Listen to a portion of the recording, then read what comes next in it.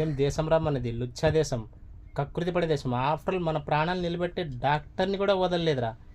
ఏం దేశం రా మనది.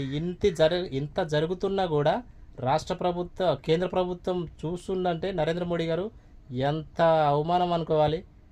అదే వాళ్ళ పిల్లలకి రేప్ చేసి చంపేస్తే రాజకీయ నాయక పిల్లలకి వెంటనే ఎమ్మడిట్లో యాక్షన్ రంగంలోకి దిగిపోయి 2 నిమిషాలు పట్టేస్తారు. నానా చిత్రహింసలు పెట్టి ఏదో ఒకటి చేస్తారు. అదే పేదవాడి పిల్లలు రా, పేదవాడి పిల్లలకు కాబట్టి ఏం పట్టించుకోరు. 2 లక్షలు 3 లక్షలు ఇస్తారు, అయ్యింది మర్చిపోండి అంటారు.